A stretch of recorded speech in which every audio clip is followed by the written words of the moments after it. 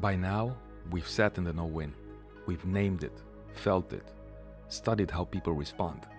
But what if there's another option? Not escape, not denial, but reinvention.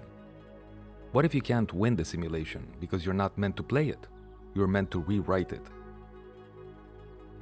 Rewriting the simulation is about stepping outside the given frame. It's about refusing to be cornered by options A and B and inventing C.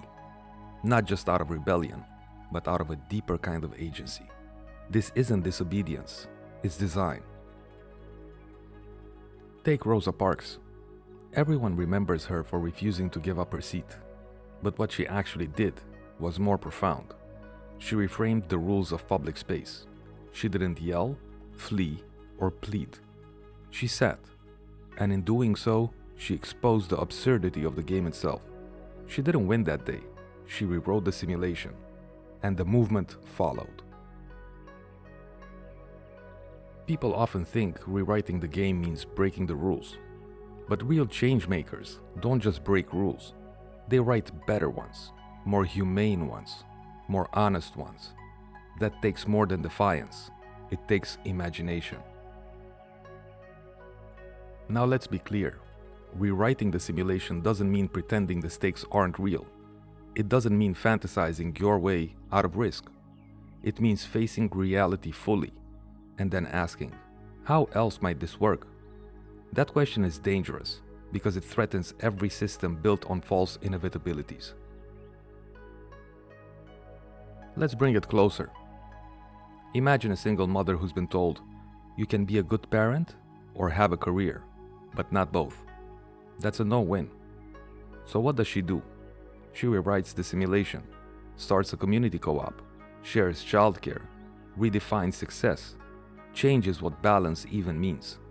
Suddenly, the question isn't, can I make this broken system work? It becomes, can I create something that honors the truth of my life? Most people never even consider rewriting the simulation. Why? Because they've internalized the frame. They believe the story they were given. They think, this is just how it is. This is the only way forward. And if you believe the frame is real, you'll keep trying to win inside a game that was never made for you to win. Rewriting starts with a jailbreak. Not from the situation, but from the story. A mental jailbreak. You realize, wait, the assumptions I've been carrying, they're optional. The values baked into this decision tree, they're not mine. The scoreboard I'm using, it's someone else's. And in that moment, you don't escape, you wake up. But let's not romanticize this. Rewriting is not safe. It often means stepping into the unknown, leaving the system, losing protection, walking a path where there's no applause, just intuition. That's why so few people do it. Not because they're weak, but because they were never shown it was possible. It's important to distinguish between resisting, which says, I refuse to play, and rewriting, which says, let's create a new game. One breaks the existing frame. The other builds an alternative. You need both, but rewriting is where liberation lives. Think of someone working inside a broken justice system. They see cycles of punishment that don't heal anything. They know the rules are failing people on both sides. So they start a restorative justice circle. It's not glamorous, it's slow, it's hard, but it's a rewrite. They're not asking, what's the sentence? They're asking, what's the repair? Not all rewrites are grand revolutions. Sometimes it's just changing the conversation, declining the bait, asking a different question at the dinner table, telling your child, you don't have to choose between being kind and being strong. Those little moments, they chip away at the simulation too. One of the most powerful tools for rewriting is language. The words we use shape the options we see. If you call it a failure, you'll shrink. If you call it a pivot, you'll explore. If you call it a betrayal, you'll harden. If you call it a boundary, you'll breathe. The words are the architecture of the simulation. Change the words, and the space expands. Here's the hard part. When you rewrite the simulation, people may not understand you. They may mock you, doubt you, even resent you. Why? Because your freedom threatens their frame, and it reminds them that they too had choices, but didn't take them. Hold compassion, but keep going. So, pause here.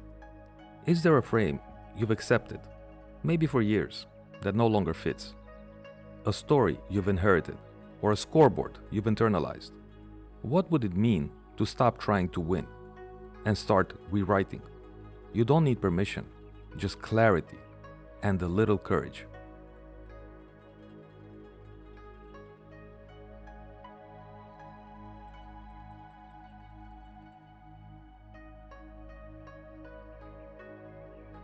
Rewriting doesn't begin with a manifesto. It begins with a question, a pause, a breath before reacting the way you always do. You feel the old script kicking in, the need to perform, to comply, to rescue, to explain. And you whisper, what if I didn't? That's where everything starts to shift. Don't wait until your rewrite is polished. It won't be. It will be awkward, clumsy, full of friction. You might stumble in front of others. You might have to say, I'm trying something new, and I don't fully know what I'm doing yet. That's okay. The simulation only needed you to follow the script. Rewriting just asks that you don't. A huge part of rewriting the simulation is letting go of rules you never actually agreed to. Rules like success must look a certain way, or real adults don't question authority, or loyalty means silence, or rest is laziness, or being liked is safety. Who gave you those rules? Did you choose them, or did they sneak into your body before you had the chance? Here's something no one tells you. Rewriting often comes with grief, because you're not just walking away from a broken simulation, you're walking away from the identity you built inside it. The version of you who tried so hard to win, who played by the rules, who stayed quiet to keep the peace. That version deserves to be mourned, not judged. They got you this far. People around you may resist your rewrite, not because they're cruel, but because your shift disrupts the equilibrium. If you stop playing, they may feel abandoned. If you question the rules, they may feel exposed. If you set boundaries, they may call it betrayal. But remember, you're not responsible for protecting illusions that keep you small. Rewriting the simulation isn't just a personal act, it's leadership. It tells others, even silently, there are other ways to move through this. There's more than just compliance or collapse. There's permission to imagine again. You don't need a title to lead. You just need to live with enough courage to become visible. Let's be honest. Even if you rewrite the simulation, you may still lose. The job, the relationship, the vote, the moment. But the goal was never to win. The goal was to wake up, to realign, to refuse to trade your aliveness for someone else's approval. And that's not a loss. That's a re-entry into your life. Most of the time, the simulation isn't evil. It's just unconscious, built from repetition, protected by fear, wrapped in the illusion of how things have always been. Rewriting doesn't always require burning it down. Sometimes it just means asking a better question, offering a better example, interrupting the rhythm with something real. Here's the beautiful part. Rewriting is contagious.